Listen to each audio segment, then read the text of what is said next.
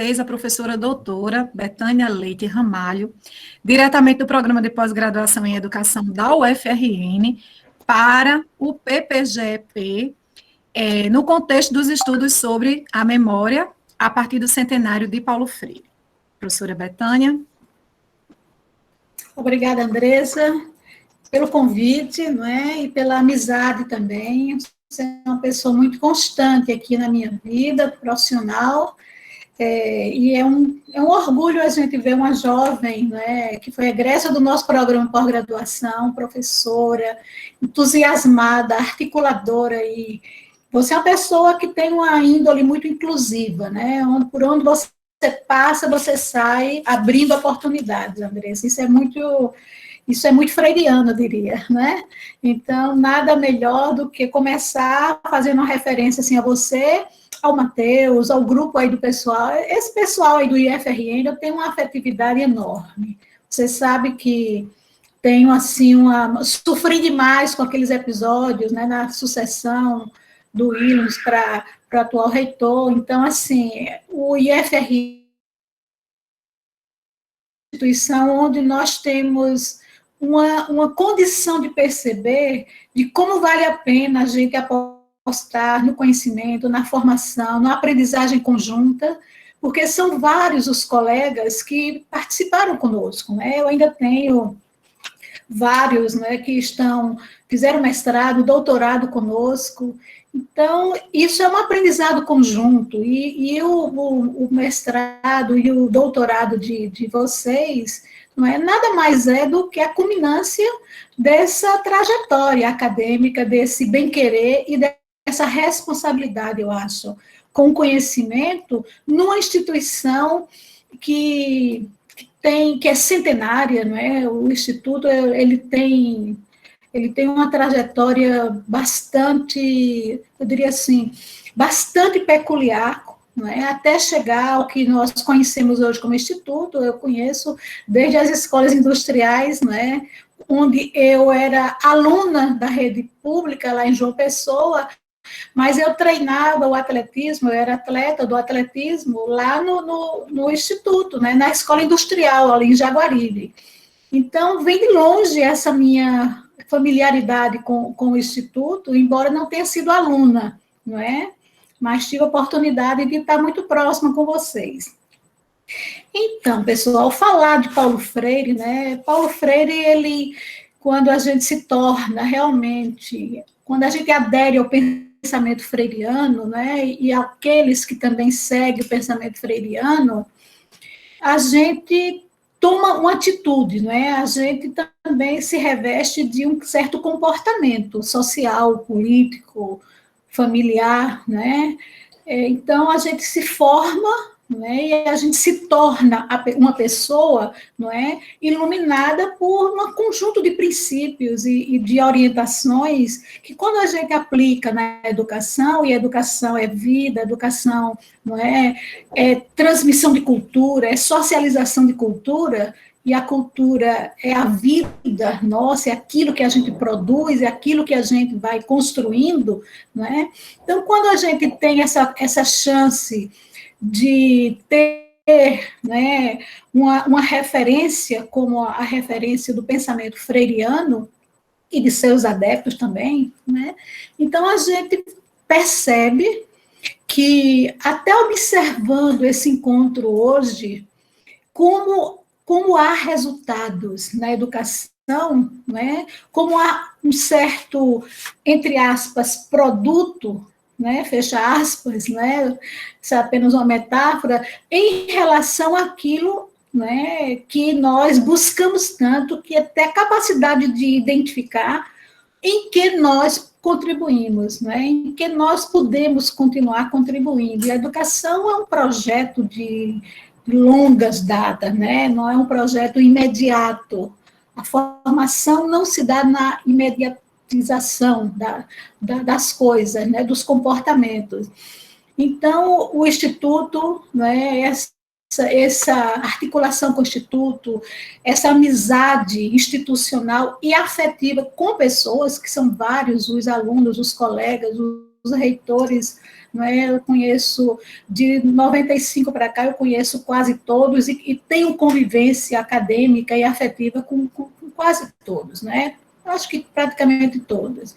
Então, isso mostra que essa capacidade que foi a que eu me referi, né, de você de agregar, né, quando eu fiz uma referência a você, mas também quando você explicou a minha participação na avaliação pela CAPES do próprio programa de pós-graduação, e você sabe que aprovar um programa de pós-graduação, principalmente numa instituição muito jovem, do ponto de vista de institucionalização da pesquisa. O Instituto, ele muda a vocação dele, ele cria uma nova identidade, inclusive com muita força, né? Mas isso é um dos seus, das suas, diria assim, das suas dimensões, das suas conquistas mais recentes, que é a implementação, a institucionalização da pesquisa por meio dos programas de estrito sensu, mestrado e doutorado. Então, quando a gente observa tudo isso, a gente tem um parâmetro para compreender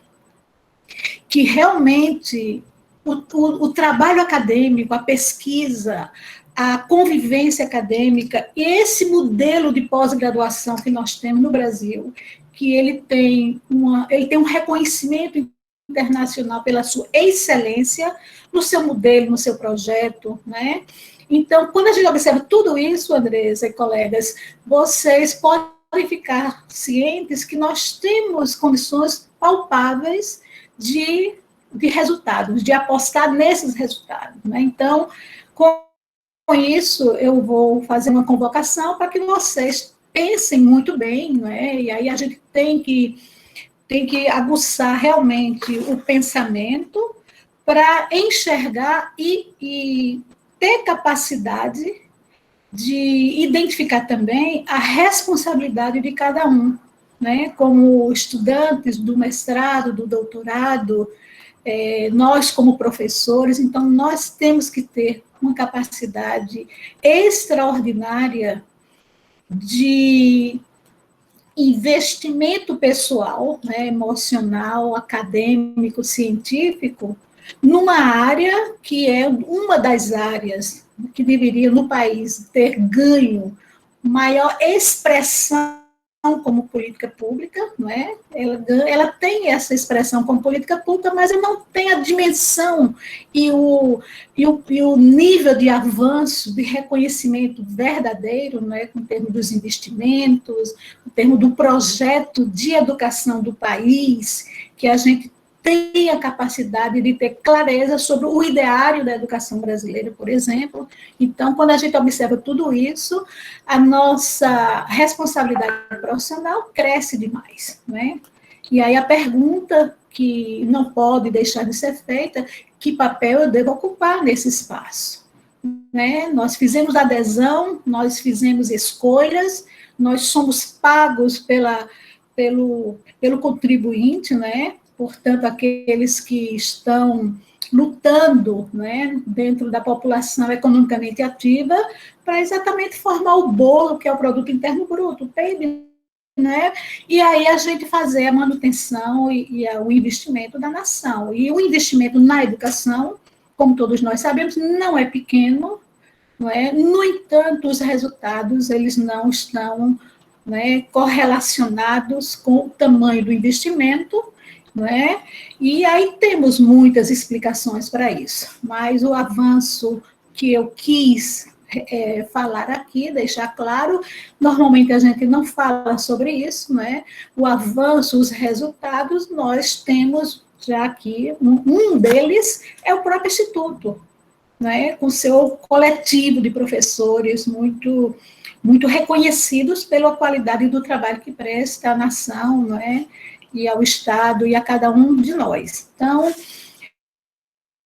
ampla, mas aí eu já vou, né, me declarando freiriana por ter sido aluna de Paulo Freire no meu mestrado em Educação de Adultos na Universidade Federal da Paraíba. Vocês sabem que eu sou da Paraíba, sou de João Pessoa, não é? Comecei lecionando, inclusive alfabetizando adultos com 15 anos de idade, então isso também vai né, mostrando que parece que as coisas vão sendo escritas de uma forma, né, que a gente não entende. Hoje eu tenho capacidade de compreender que quando eu tomo, né, quando chega a necessidade de me engajar com força de trabalho mesmo, né, questões familiares e problemas financeiros numa família muito numerosa. Então, eu fui alfabetizar adultos, né, numa escola noturna. E fui, na verdade, ensinar o pouco que eu sabia. E aí reproduzi muito aquilo que os bons professores, por onde eu tive a sorte de encontrar, não é? Então, fui aprendendo a pedagogia, não é, da experiência alheia. E não tinha menor ideia, né, de quem seria um Paulo Freire ou outros teóricos da educação. Uma pessoa com 15 anos, né, não tem ainda acesso a esse conhecimento. Então, comecei assim, e aí estudando para fazer medicina, estudando científico, mas na hora do vestibular eu me inscrevi na pedagogia exatamente porque as condições financeiras não permitiam cursar a medicina e deixar o trabalho, deixar, né, o pouco que ganhava, que era muito valioso na época para mim. Então, a partir daí, eu fui sendo chamada para ser professora em outra escola, e, e na pedagogia, quando eu ingressei, né, foi muito interessante, porque foi uma grande decepção, né, porque a gente ingressa no curso com a expectativa de aprender uma profissão, e essa profissão, para mim, ela tardou muito para que eu pudesse compreender que, já com a experiência de quase 5 anos como professora, eu buscava na pedagogia a aprendizagem da docência. Então, era uma aprendizagem muito teórica, não é? E aí, depois que eu fui tendo a chance de ingressar no grupo de pesquisa da UFPB, foi quando eu comecei a, convivendo com os professores, né, entender que a gente não precisa ter tanta ansiedade, né, em relação à formação inicial, que a gente não pode transferir essa ansiedade para os professores formadores apenas, não é? E que a gente precisa realmente viver uma oportunidade de formação e viver como estudante, viver a formação. Né? Então, eu fui incorporada muito cedo na pesquisa como voluntária, e a partir daí, Andressa, terminei a graduação, fui para o Chile, fiz uma especialização com indicação da UFPB, uma bolsa da Organização dos Estados Americanos, da OEA, e isso tudo em plena ditadura. Então, eu não tive a sorte nem a chance de conhecer o pensamento freiriano, né? A não ser, curiosamente, quando eu estava no Chile, também uma ditadura militar. Né? Então, eu cheguei em Santiago em 78, né? Em plena ditadura militar, chilena, no Brasil também, e aí, uma vez andando nas ruas lá de Santiago, encontrei num sebo vários livros de Freire, e me chamou a atenção porque, numa ditadura, você não poderia estar encontrando livros de um revolucionário, né, que, inclusive, já tinha passado por lá e já tinha sido exilado. Freire já se encontrava nos Estados Unidos. Então, tudo isso eu fui, veja só como tudo isso é muito imprevisível na vida da gente. Então, eu voltei, fiz o mestrado em Educação de Jovens e Adultos, né, Educação de Adultos na UFPB, e aí, por meio, já nos anos 80, ingressei em 81, nessa época, Freire já tinha retornado ao Brasil, e os nossos professores ali eram muito próximos a ele, né, o Vicente Madeira, principalmente, então, o Freire vinha para os nossos seminários, né, semestrais. Foram 2 semestres, né, com algumas vindas dele, de Recife, às vezes de São Paulo, e tive essa chance de ter esse convívio também em outra ocasião, em que uma aluna minha, eu já ensinava numa universidade privada, né, uma aluna minha, de uma maneira também pouco, né,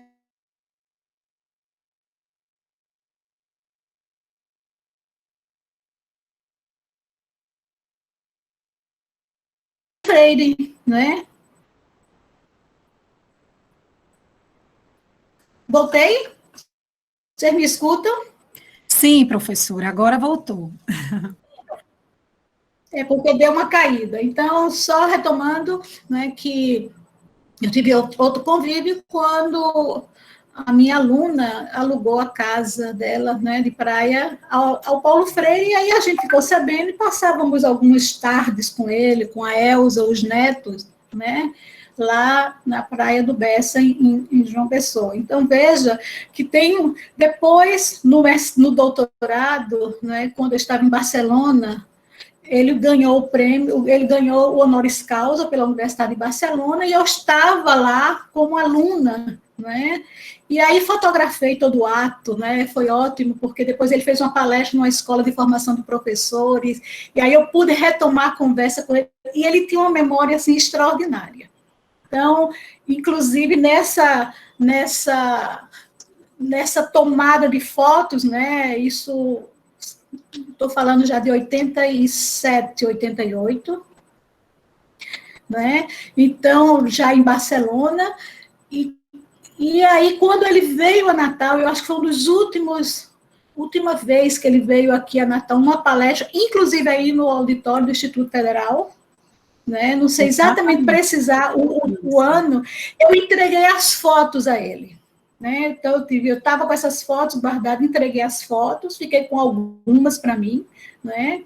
E aí era muito tumulto, porque muita gente, né, querendo falar com ele, e eu fiz um bilhetinho, olha, estou Betânia, aí me identifiquei e tal, e dei para ele, né? E aí o Gadotti, que estava junto, levaram isso, e em Recife, eles estavam lançando esse livro, Biobiografia, né?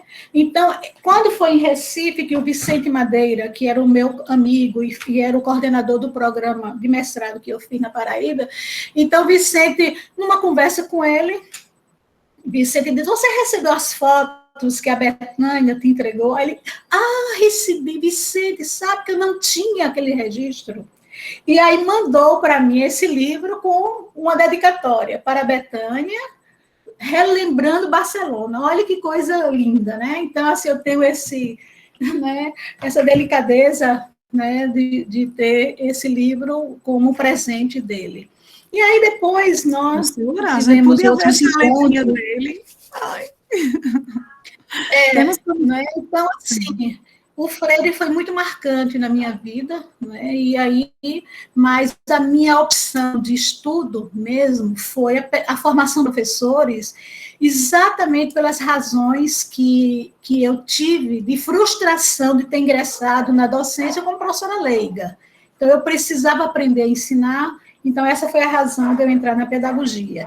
E aí, Andressa e colegas, quando a gente chega, não é, e recebe um convite para falar sobre uma das obras, né, até publicadas em 85, por uma pedagogia da pergunta, né, aí esse livro é um livro que é muito peculiar, são vários os livros que Paulo Freire fez no formato de diálogo, né, como sendo algumas entrevistas, como esse o caso. Então, ele e o Antônio Faldez, né, um filósofo também exilado, chileno, os dois conviveram bastante, então eles se juntam exatamente com a finalidade de colocar, né, em sistematizar um conjunto de experiências e pensamentos sobre questões que eles conciliavam muito, né? Então, nesse livro, ele confronta pontos de vista, vocês devem ter lido, né?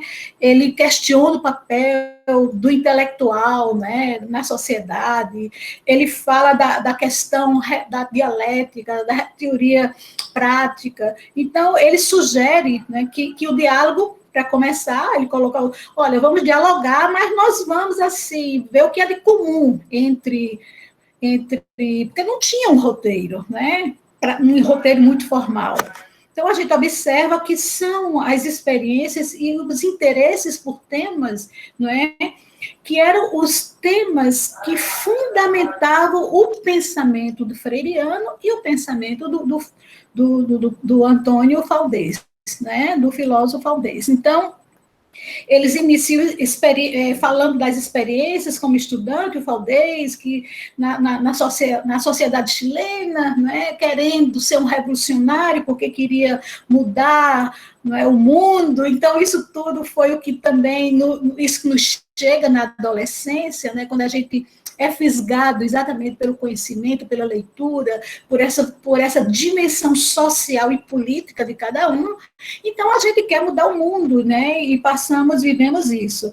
Então, aí a gente observa que as referências que ele fazia, não é, em relação à filosofia, né?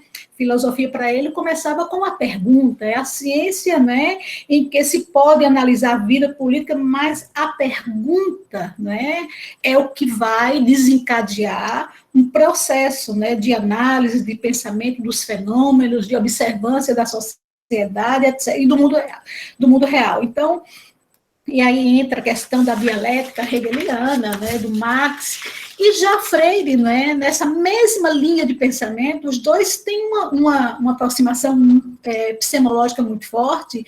Então, ele apresenta a ideia da pedagogia da pergunta. Então, é aí, né, veja, é um diálogo, né, o livro, né, onde eles defendem que não há diálogo, não é, comunicação, se você não tiver elementos fundantes para isso. Então, pergunta, né? Ele fala que é uma maneira de educar, né? E nesse sentido, ele apresenta-se, portanto, como um revolucionário da educação, exatamente porque na época, né, veja, os dois estão no período de exílio, né? Isso final dos anos 60, eu acho que essa conversa toda deve ter sido 68, 69 por aí, se eu não me engano, né? Então, ele se torna praticamente um pensamento revolucionário, Freire, não é? Por buscar formas inovadoras de contribuir com um conceito de educação libertadora, né? Então, é aí que a gente começa a perceber, nesse diálogo, porque Paulo Freire dialogou isso com muita gente, né? E aí ele também teve muitas inspirações na Europa, na Confederação das Igrejas, que ele participou, né?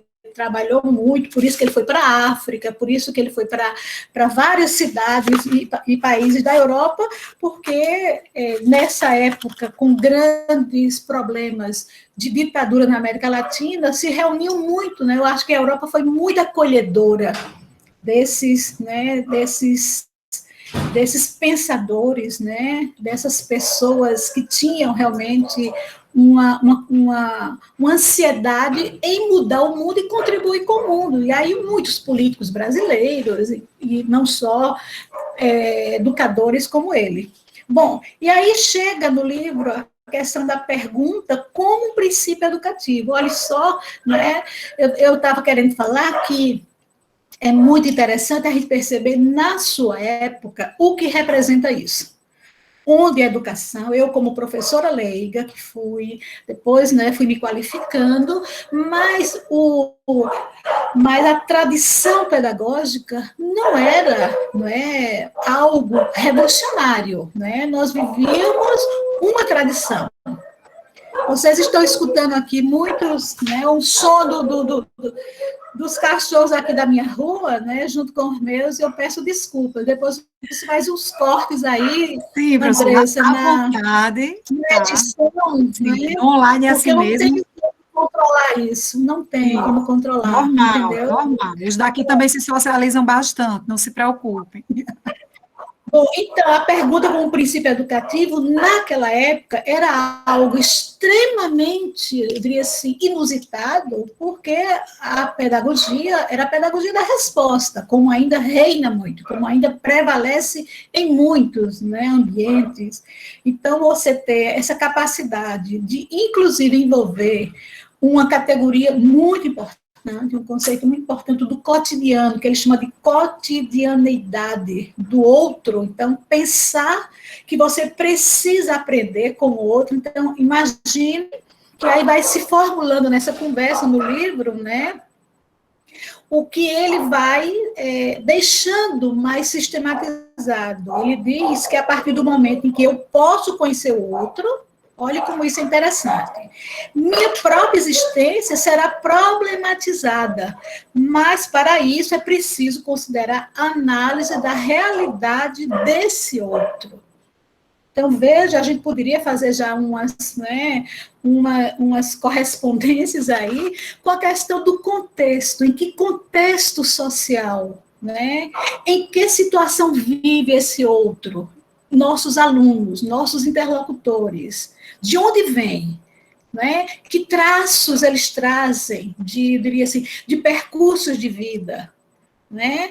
Então, quem leu as obras anteriores, né, Pedagogia do Oprimido, Educação com Prática de Liberdade, que é a parte do método, né, do fundamento do método, dá para compreender com essa obra, né, como Freire, nesta conversa com o Antônio Valdez, ele vai realmente, como se eles estivessem confluindo e sistematizando essas referências sobre essa linha de pensamento. Né? Então, ele vai falando o conceito, aí ele chega ao conceito de educação bancária, que é realmente uma metáfora muito interessante que ele usa para caracterizar a educação, em que apenas o professor é o detentor do saber, o aluno, aquela história de ser uma tábula vazia, não é? Onde o educador vai depositando conhecimento. Né? O currículo é realmente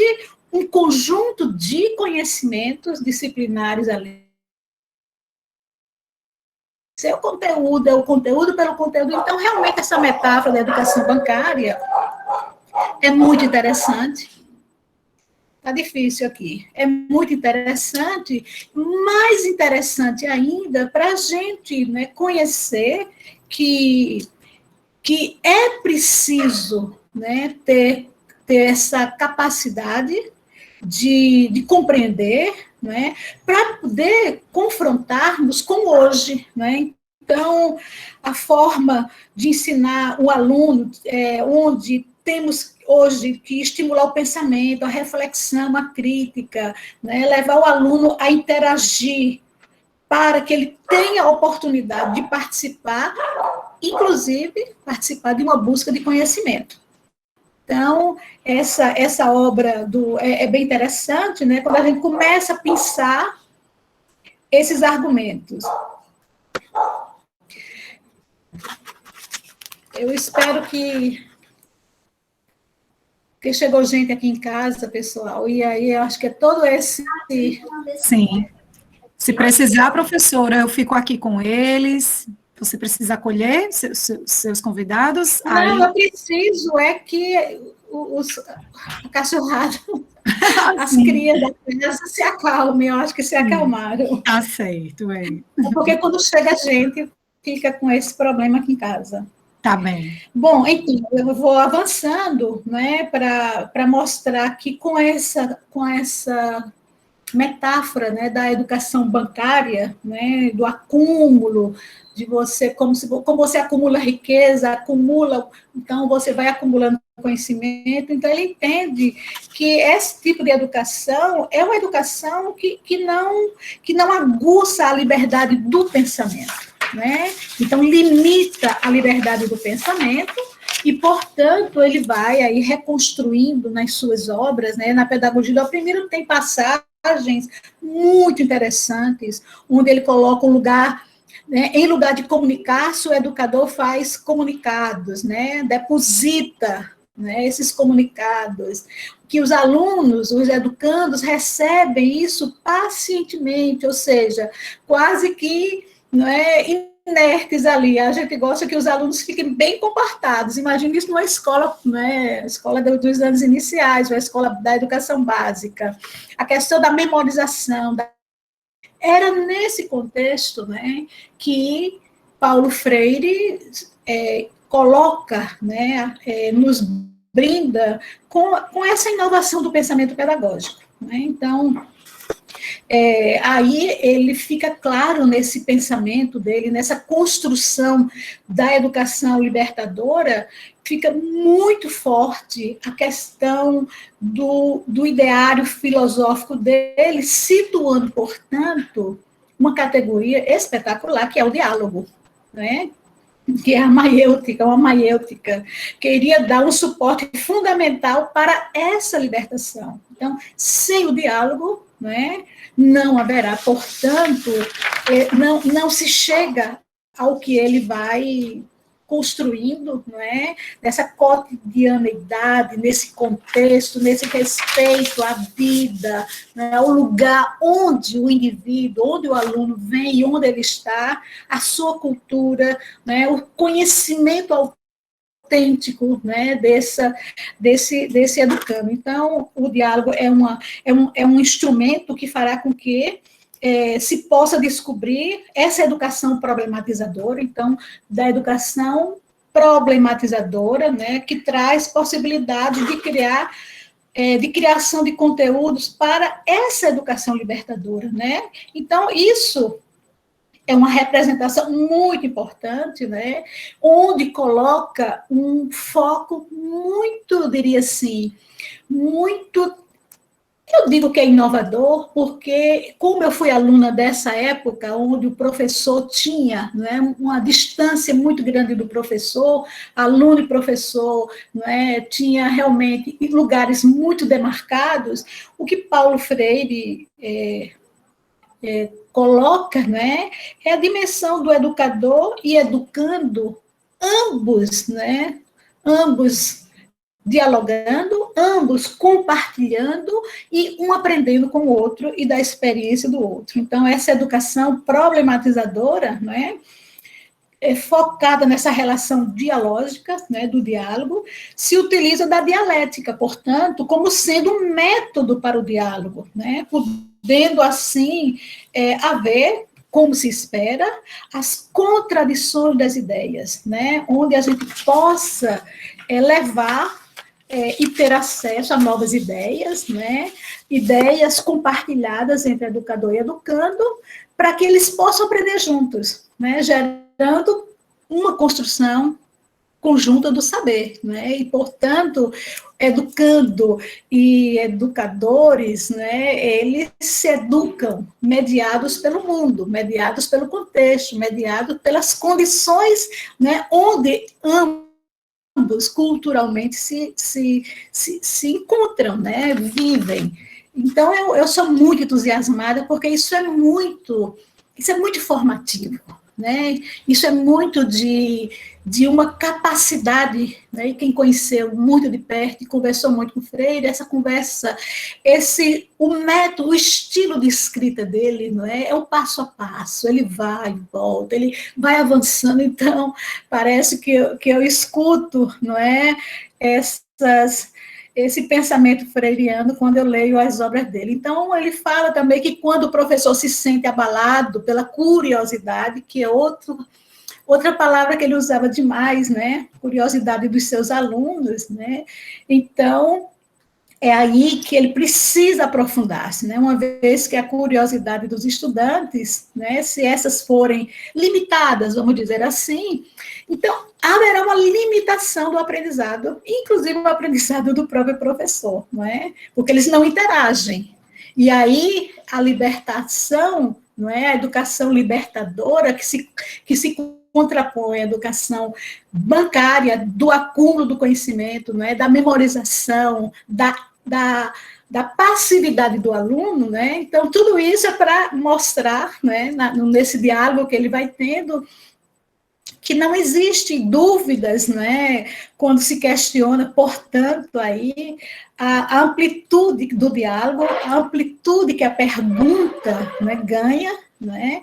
E aí a gente não pode deixar de falar do surgimento nesse pensamento da pesquisa, né, como eixo estruturante de um conhecimento, de uma busca, né, e por conta da pergunta, por conta, né, desse mergulho na crítica, né, e a gente poderia se reportar aos outros teóricos que vieram muito depois, o Schoen, né, Renu, nós abordamos muito essa temática no livro Formar o Professor, onde a gente define, né, a crítica, a reflexão e o conhecimento. Aí eu diria pela pergunta, porque toda pesquisa, todo conhecimento científico, ele parte de uma pergunta, de uma inquietação, de um interesse, né, sobre um fenômeno. Então, aí a gente vai vendo como ele contribui, né, na leitura que a gente vai fazendo para se ter essa mais conhecimento eu diria assim, do desdobramento do pensamento freiriano que evolui. E uma das coisas que eu me lembro que ele falava muito, Freire, era que ele gostaria muito que os seus livros, os seus argumentos, eles não ficassem parados, eles fossem refeitos, reconstruídos, avançando, não é? Então, nesse avanço, eu observo aí a importância da pergunta, principalmente quando eu vejo um grupo de pós-graduandos, um grupo de graduandos, não é? Então, a importância da pergunta, que é o que faz com que a ligação de Freire com a filosofia seja, assim, inegável, não é? E uma vez que essa filosofia, esse pensamento filosófico, essa epistemologia, essa base de conhecimento dele, não é? Nasce exatamente do que se pergunta, não é? O que é isso? Não é? Que sociedade é essa? Que papel temos que ter na sociedade? Não é? Então, é através dessa pergunta, das perguntas, né, o diálogo se torna possível. Não é? Então, veja como implementar isso como uma pedagogia. Né?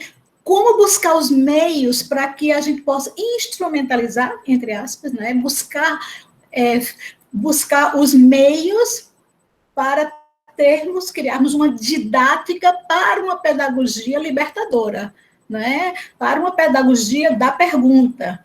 Então, ele avança, diz que através dela, né, essa pedagogia, o diálogo é possível, essa proposta leva o professor a ter uma nova visão, né? É uma visão que o desafia, né?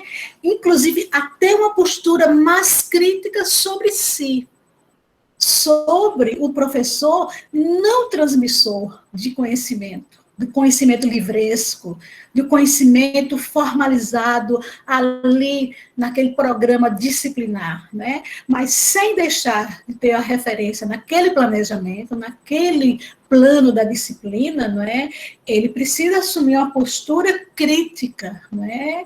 Que reflete sobre o que se faz com aquilo, né? Como posso não só o conteúdo, mas conhecimentos, e não é qualquer conhecimento, é um conhecimento contextualizado. Por quê? Porque eu preciso, desde o início a gente falou, eu preciso respeitar, né, o aluno, o estudante, o cidadão, o adulto, né, o idoso, a partir do que culturalmente onde ele se insere culturalmente, né? Então, as suas vivências. Por isso que o método de alfabetização parte daquela pesquisa do universo vocabular, das palavras que faziam sentidos para aqueles adultos, né, lá em Angicos. Então, dá para a gente começar a articular toda a linha do pensamento freiriano, né, a partir, inclusive, da experiência do método, né, que ele desenvolve para a alfabetização dos adultos. Bom, o que mais? Então, eu já começo, chegando já no final, né, mostrando que desde o início, né, eu observo, né, nessa trajetória, nessa minha conversa, até como ex-aluna e leitora de Freire, né, que essa socialização, né, antes focada apenas na escola, né, e uma escola que não tinha diálogo, né, a escola do pensamento bancário, né, reprodutor, né, acumulador de conhecimento, como se acumula de banco, por exemplo, por isso que ele usou essa metáfora, né, parte para se ter a capacidade de perguntar, né? A capacidade, portanto, de incluir o que nós temos nos esforçado bastante, né, para incluir a pesquisa também como um princípio pedagógico, um princípio educativo. E aí vocês têm o Stenhouse, Lawrence Stenhouse, que foi um inglês, um dos primeiros, né, curriculistas que pensou, não é, exatamente nessa linha do pensamento Freire, mas ele foi muito mais específico em relação a incorporar a pesquisa, portanto, a pergunta, portanto, a reflexão, já na formação dos professores desde os anos iniciais da escola obrigatória.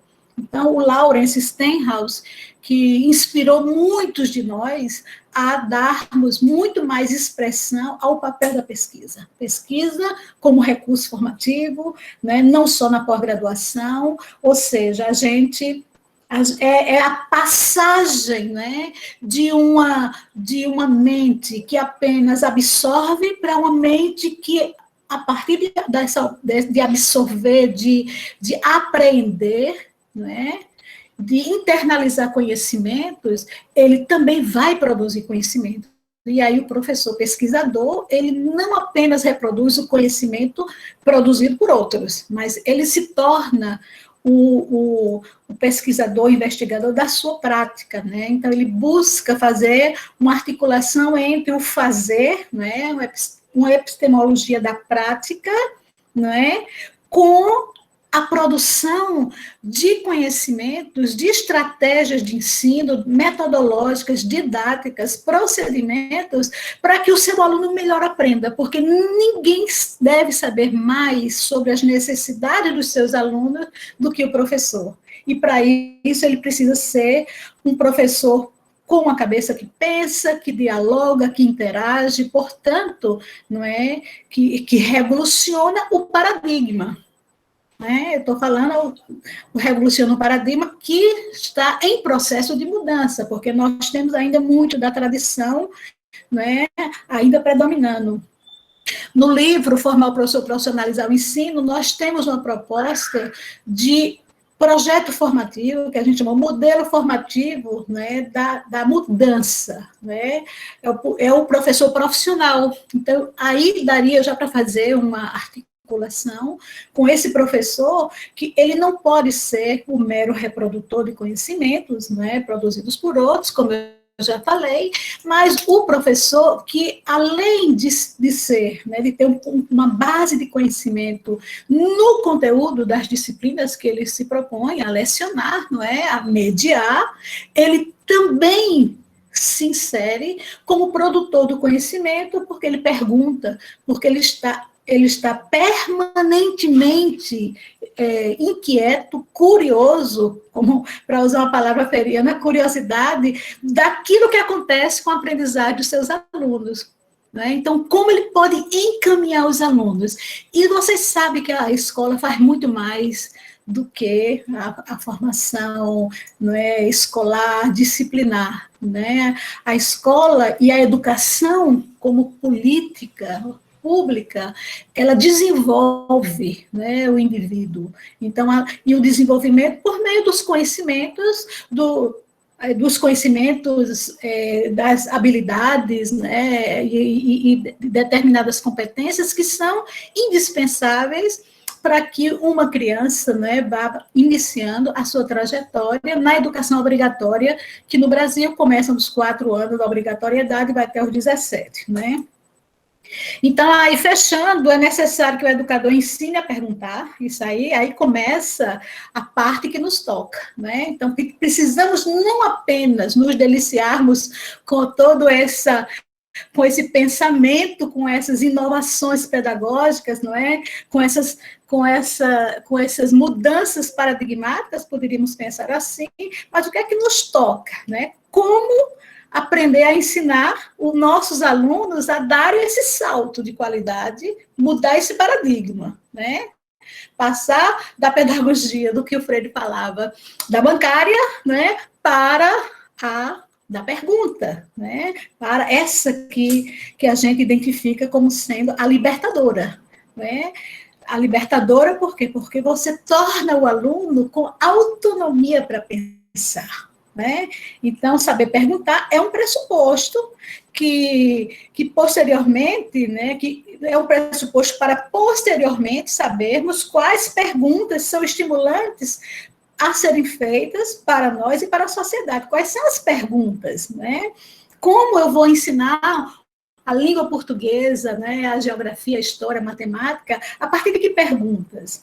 Né? Como aproximo os mundos do conhecimento, né, que está sistematizado, do conhecimento sistematizado que representa os fenômenos, né? Então, a matemática, por exemplo, a matemática da vida, a etnomatemática, então aí a gente começa já a observar que há muitas possibilidades, né, para a gente insistir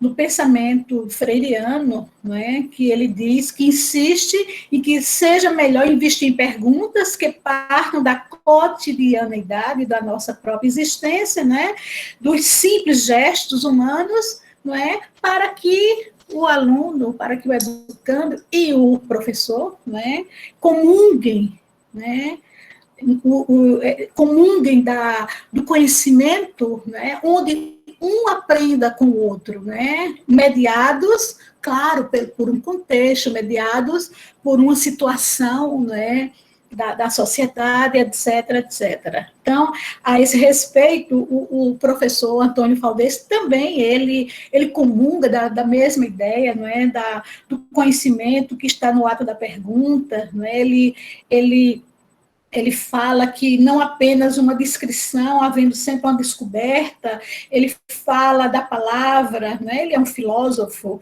e ele comunga da palavra ação, reflexão, como um trinômio, né? Uma trilogia aí, e na conversa isso fica muito claro. Então, o Freire, portanto, exemplifica a importância da pergunta, mostrando a constituição de uma tese acadêmica. Aí é onde eu acho que a gente poderia fazer algumas aproximações, né? Onde é necessário que se faça perguntas, né? Ao decorrer das respostas de tais perguntas, irão surgindo outras perguntas, né? Os fundamentos, a busca de como explicar os fenômenos, que é isso que a pós-graduação, não é, faz. A pós-graduação é uma escola de formação de pensamento, formação científica do indivíduo. Então, o Valdez afirma ser fundamental aprender a perguntar, né? Uma tarefa que ele atribui à filosofia, né? Então ele tem uma leitura filosófica, ao conhecimento em geral, né? O de perguntar e saber perguntar bem. Então aí, Andressa, a gente sempre está com os nossos alunos, qual é a pergunta do seu projeto, não é? Qual é o problema? Esse problema tem que estar situado num contexto, que é a problemática. Por que você está interessado em fazer essa pergunta, em investigar esse tema, que você delimita por meio de uma questão, de uma pergunta, né, de um objetivo? Então, qual é a boa pergunta? Qual é o bom problema? O bom problema de investigação. Que contribuição ele terá? Que avanço ele promoverá? Não adianta continuar reproduzindo, não adianta a pesquisa, né, que seja uma pesquisa bonitinha, toda arrumada metodologicamente, a pesquisa tem que ter um impacto social, principalmente na nossa área, né?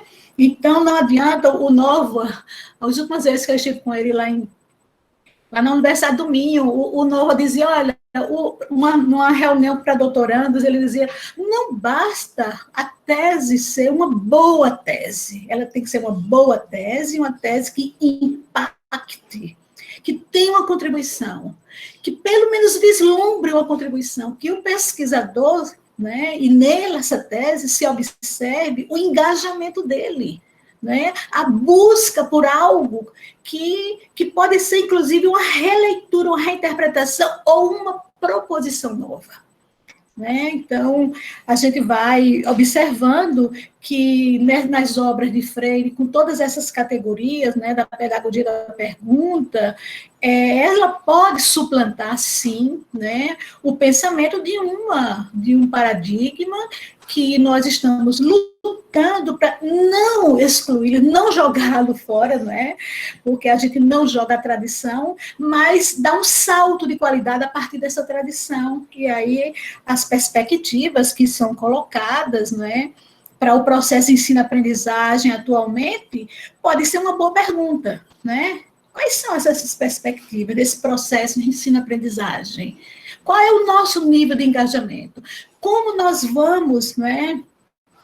Como nós vamos ocupar o espaço de uma pedagogia da pergunta? O que é que toca ao aluno também, ao professor, né? À instituição pública? Haverá educação libertadora sem essa passagem da pedagogia da resposta para a pedagogia da pergunta, né?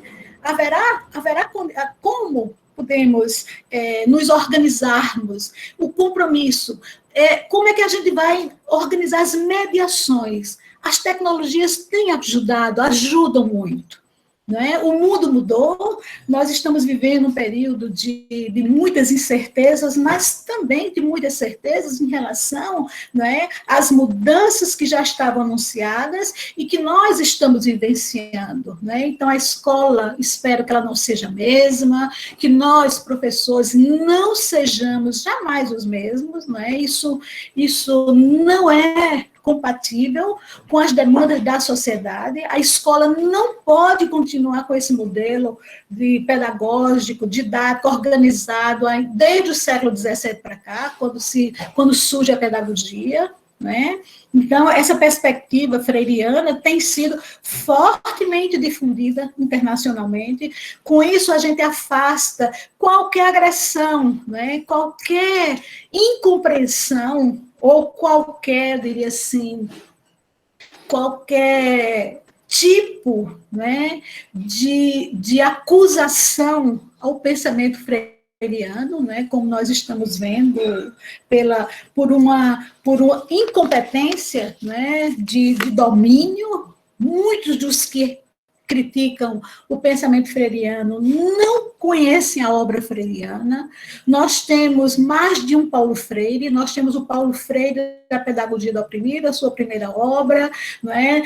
Que inclusive eu tenho o manuscrito, depois isso aí seria outra história, não é? Conseguimos o manuscrito na época dos 50 anos, quando fizemos aquela grande movimentação aqui em Angico, quando eu era secretária de Educação. Bom, enfim, então, com tudo isso, né, a gente vai vendo que toda essa ideia é fortemente difundida internacionalmente. Nós temos muitos institutos Paulo Freire espalhados no mundo, né, na Europa, América, aqui no Brasil. Bom, então, uma questão é como nós nos colocamos nesse cenário, né? Na condição de professores, estudantes de pós-graduação, formador de professores e formadores de opinião.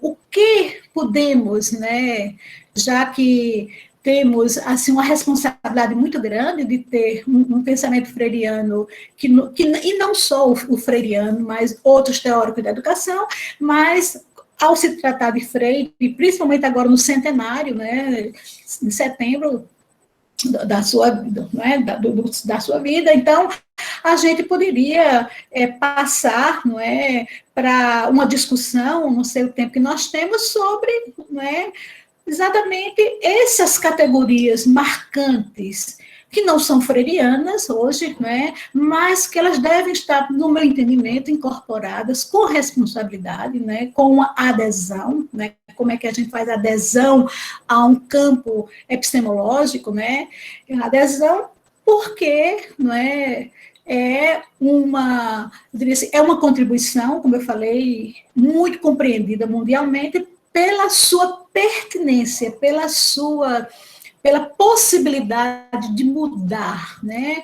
pela sua dimensão realmente libertadora, e no Brasil o que mais precisamos é que a educação seja realmente libertadora, né? Que a educação realmente seja, e incorpore essa dimensão, né? que tira, né, da ignorância, né, e que abre oportunidades, caminhos para que as gerações possam realmente construir a sua independência, né, intelectual, seu pensamento, e, portanto, possam se engajar nessa vida, nesse mundo, nessa sociedade, não é, com autonomia, com conhecimento, não é, e sempre, não é, pelas mãos dos educadores, da educação, né, e da família, porque sem a família junto, né, tão carente, muitas vezes, né, tão excluídas que já foi,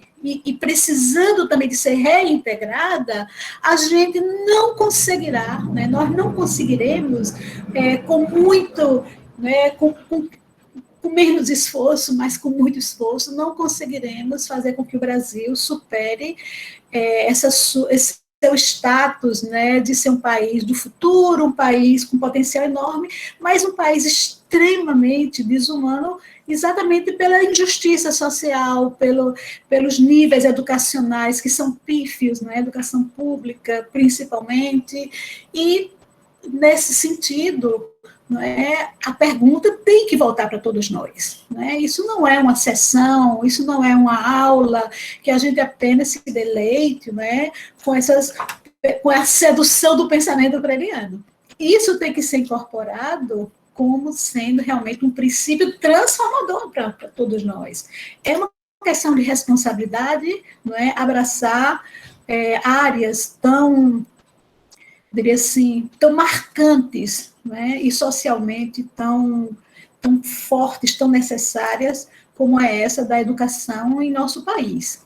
Bom, Andressa, esse foi o que eu pude, não é, com pouco tempo que eu tive de fazer uma associação entre a obra, né, do Freire com o Antônio Faundês, né, por uma pedagogia da pergunta, né, tentei fazer algumas correlações para que a gente não fique apenas com essa, né, com esse conforto apenas de escutar, mas que a gente possa exigir, né, de todos nós, dos nossos alunos, uma atitude em relação a esse pensamento, a essas obras.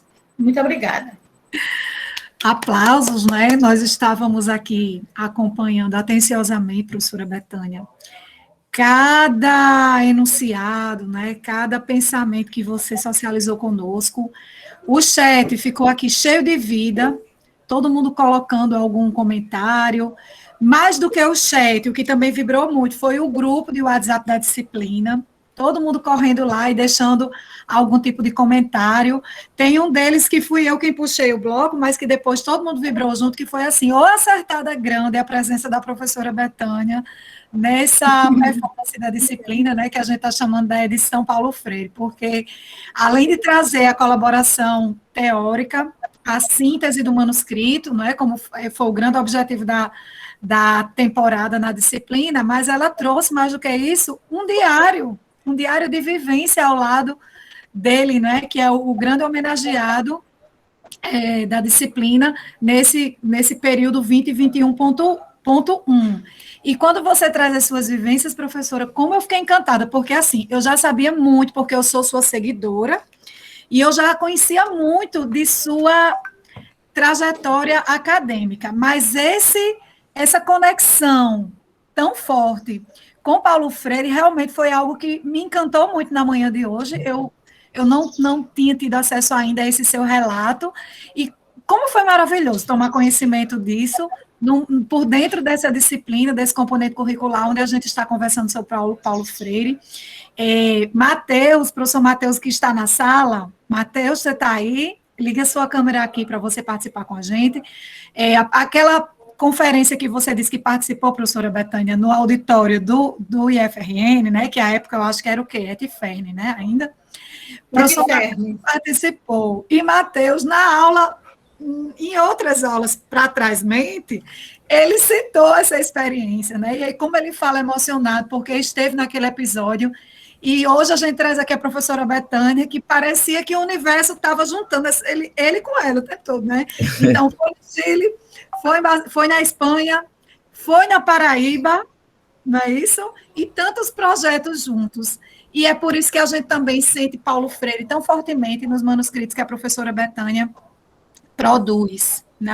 Eu dizia isso na aula passada, quando eu fazia o link já para criar uma atmosfera para a aula de hoje. Né? Eu dizia, olha, gente, esse livro aqui, que eu sei que a maioria de vocês leram e devem estar tratando sobre ele nas teses e dissertações, saibam que tem muito de Paulo Freire nesse manuscrito, citado, inclusive, diretamente, e isso mostra o link, né, que a professora Betânia, que é a nossa próxima convidada, tem com esse referencial. E aí, professora, quando você chega aqui dizendo que, além dessa experiência epistêmica, houve mesmo experiência presencial, empírica, experiencial, né, aí a gente fica ainda mais encantado como a gente acertou mesmo quando a gente fez esse argumento. Então, Matheus, eu passo o bastão para você falar um pouquinho sobre também essa experiência lá da Etiferne, que a professora Betânia ressaltou aqui para a gente, que chegou a participar, inclusive entregando fotos feitas na Espanha, né, ao próprio Paulo Freire. Eu quero dizer da minha satisfação de receber aqui a professora Betânia, né, que foi também minha professora em pesquisa educacional no curso de pedagogia, né, e assim foi a pessoa mais indicada. Quando a gente viu essa obra de Freire, estávamos planejando a disciplina, só ver o nome da professora Betânia, né, Pedagogia da Pergunta, eu disse, eu chancelo embaixo, porque a disciplina, ela, na época eu era aluno de iniciação científica, e realmente deu todo aquele suporte, né, teórico-metodológico nas nossas práticas de pesquisa no campo da história da educação. E fez parte, né, dessa minha formação enquanto pesquisador, né, a disciplina foi bem fundamental nessa formação. E, assim, escutar a professora Betânia realmente é uma honra, né, por tê-la aqui e estar realmente comungando desse pensamento. E esse livro que a professora Andressa apresentou tem tudo a ver com aquela outra obra de Freire, né? Professora sim, tia não, né? Que ele faz a defesa, né? Da profissão professor, profissão docente, né? E ele já tinha essa consciência de que ser professor não era sacerdócio, nem missão, precisava realmente desse reconhecimento social e que era um campo específico de formação, né?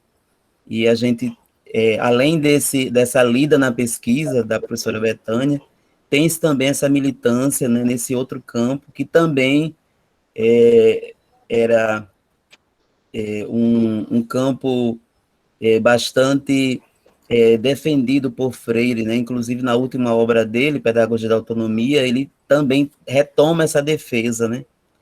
E eu estava realmente nesse último encontro com Freire, lá no auditório, né, da época Etiferne, Cefet, Etiferne, né, estava na transição, em 1996, e o auditório cheio, porque não tinha mais por onde entrar. A gente chegou como uma atividade de uma das disciplinas de pedagogia, fazia, eu acho que um ano que a gente tinha ingressado no curso, e a gente ficou, eu lembro que a gente ficou sentado nos corredores, quando não tinha mais lugares, o pessoal sentava nos corredores, na frente do palco, por tudo que era canto tinha gente. E eu só tenho um arrependimento, que eu não tirei foto. A concorrência foi tão grande no final, que eu não consegui chegar próximo de Freire, né, para tirar aquela foto. Mas até hoje eu me arrependo, porque a gente está com a exposição agora, e eu poderia ter essa foto para colocar na exposição do PPGEP. Mas... Isso, boa, Matheus. Aí explica aí rapidinho essa exposição, porque a professora Betânia talvez ainda não conheceu, e aí a gente aproveita e fala para ela como consistiu a avaliação dessa performance da disciplina, né, em que celebra a memória de Freire no centenário. O programa de pós-graduação em educação profissional, né, do IFRN, está promovendo a exposição em comemoração aos 100 anos de Freire, e essa exposição é temática e tem a ver com a nossa disciplina, porque, como atividade, né, de avaliação da disciplina, os alunos têm como finalidade, né, como prática na disciplina, de escolher uma das obras que está na vitrine da disciplina, que toda terça tem uma obra na vitrine, ou então uma outra obra que ele teve uma experiência existencial com essa obra de Freire, fazer um pequeno relato e tirar uma fotografia, né, ele segurando essa obra de interação freiriana, né? E aí o PPGEP está organizando essa exposição virtual, né, de experiências de leitura com Freire e também de encontros, né? Por isso que eu citei essa não foto, mas presença desse evento com Freire e que dispõe, né? Pretende ser uma exposição bastante interessante, porque vai ficar na rede e vai ganhar o mundo, né? Como nessa perspectiva de Freire como cidadão do mundo, a internet ela propicia isso, né? Então é uma exposição virtual, né, que vai trazer essas interações vivas, essas experiências vivas de interação dos nossos alunos da disciplina com as obras de Freire, né? E é possível que uma dessas experiências, né, em destaque aí a obra Pedagogia da Pergunta, né? Tem várias obras que estão sendo destacadas aí nessa exposição. Então, falar dessa satisfação, professora Betânia, de tê-la aqui. Ok, você é um menino de ouro, você sabe que a gente tem muito orgulho, né? Você, da Andressa, dos demais que estiveram conosco durante um bom tempo. Realmente, foi em 96 aí essa vinda do Freire para lançar o livro, né, que o Gadotti tinha escrito com um grupo, Biobiografia, esse que eu me referi, né? E a questão da foto, Matheus, é porque naquele período ter uma máquina fotográfica não era para todo mundo. Não é? A gente tinha dificuldade de ter uma máquina fotográfica que realmente funcionasse, não é? E questão mesmo de acesso, né? De ter grana para comprar e grana para fazer as impressões das fotos. As fotos eram impressas naquele esquema do século XVIII, eu acho, do século, não é? Desde Gutenberg, é isso mesmo. Não é? Então, assim, mas as memórias, né, elas podem ser registradas, né? Os registros, elas ajudam. Se vocês quiserem, acho que eu tenho 3 fotos, né? E eu tenho uma coisa que pouca gente tem, que é o discurso de Freire na solenidade de doutor honoris causa pela Universidade de Barcelona. O meu doutorado foi na Universidade Autônoma de Barcelona, que fica em Bellaterra, né, um município juntinho de Barcelona, e foi a Universidade de Barcelona, que a gente chama Universidade Central, que deu o prêmio honoris causa, mas representando todas as universidades, né, catalanas. Então, eu posso tirar uma cópia, eu tenho o discurso do Paulo Freire, eu tenho o discurso do professor que fez, né, a menção do prêmio a ele, e o discurso de Freire, né, é praticamente um elogio a Elsa. Fazia pouco tempo que Elsa tinha, né, a sua companheira, a sua esposa, né, uma das pessoas que influenciou muito, eu diria assim, influenciou muito a vocação educacional e pedagógica de Freire. A Elsa, de uma família de Pernambuco, de pessoas, né, irmãs, professoras, que tinham pequenas escolas, né? Então, assim, eu tenho esse material, eu posso tirar cópia, né, e numa boa impressora, para vocês exporem também, né? Porque é um discurso muito bonito, né? Esse elogio ao amor que ele sentia, né? E para você ver que uma pessoa que viveu tantos anos com uma companheira que ele adorava, ele dizia, em muitas ocasiões, né, quando ele explicava a questão da superestrutura e a infraestrutura, ele dizia que Elsa era a superestrutura da família, ela que comandava tudo, ela que era assim, decisiva. Mesmo, e ele tinha um amor assim por ela que era impressionante, né? Então, mesmo assim, com a morte de Elsa, com pouco tempo, eu diria, ele se casou com a Anitta, não é? Que era uma pessoa que ele já tinha, né, tinha sido, acho que, aluna, trabalhado com ele em Recife. Então, para você ver que há uma dimensão de amorosidade de Freire que é inerente à pessoa, ao indivíduo. Né? Então, a pessoa que ama tanto, a pessoa que tem uma amorosidade, era contagiante a convivência com ele, né? Contagiante. Me lembro nesse momento que íamos, eu, Emília Prestes, o meu orientador de mestrado, que era Roberto Gerri Richardson, a da UFPB, quando nós íamos nessa tarde lá para a praia, na casa, fazia tapioca, assim, né, aquelas comidas nordestinas, aquele café. Então, assim, observava-se a amorosidade dele. Então, para mostrar, né, que nós temos que realmente entender com o que a gente pode fazer da nossa vida, pessoal e profissional, e o lugar que nós temos que ocupar com os valores, com a afetividade, né? Porque essas questões, elas são, assim, indispensáveis para o aprendizado. Né? Então, quando a gente fala que alunos têm dificuldades para aprender, sim, porque existe uma dimensão socioemocional que é marcante, existe uma dimensão cultural, econômica, né, da família que envolve essa parte socioemocional, e para chegar mais próximo ao pensamento, né, dos sócio-históricos culturais, como Vygotsky, Alice, Galperi, Vallon, né? Então fica muito claro hoje, né? Mais claro hoje a dimensão, não é? A dimensão afetiva do aprender. Você aprende aquilo que você desenvolve, uma relação de afetividade.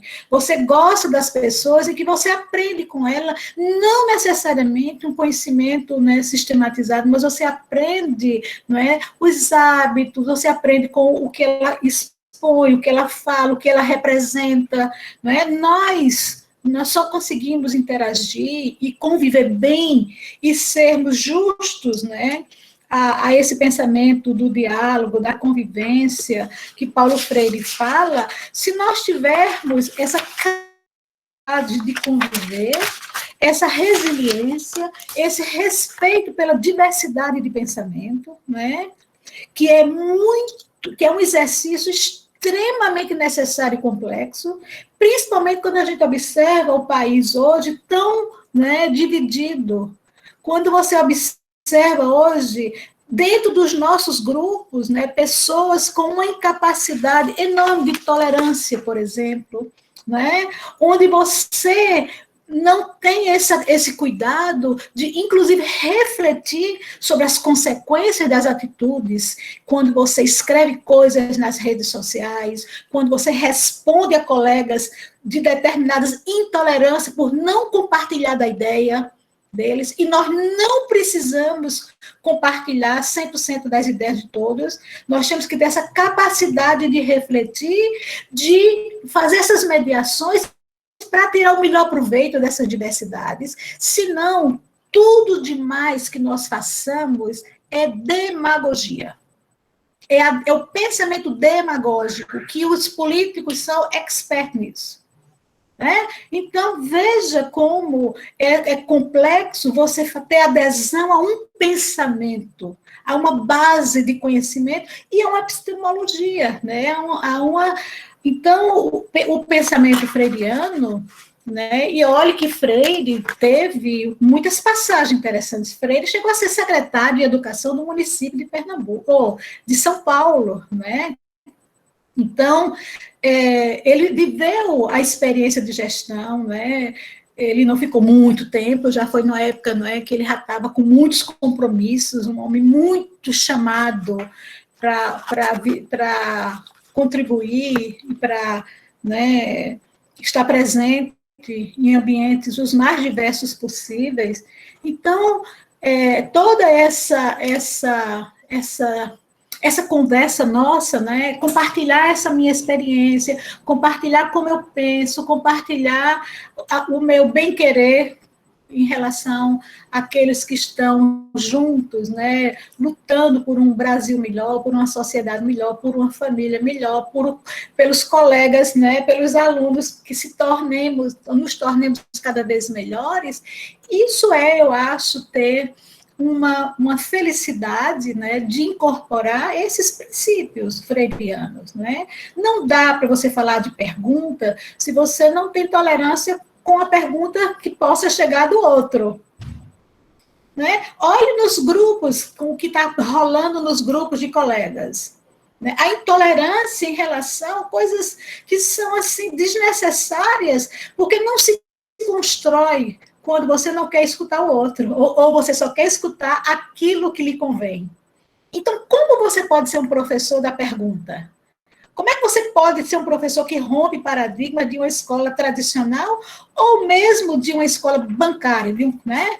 Como é que você pode ser um exemplo? Então, você se torna aí, na verdade, muito mais próximo de um demagogo, né? Um pedagogo demagogo, né? Pedagogicamente demagogo, do que realmente um inovador, um tolerante, um freiriano, né? Para a gente juntando as coisas.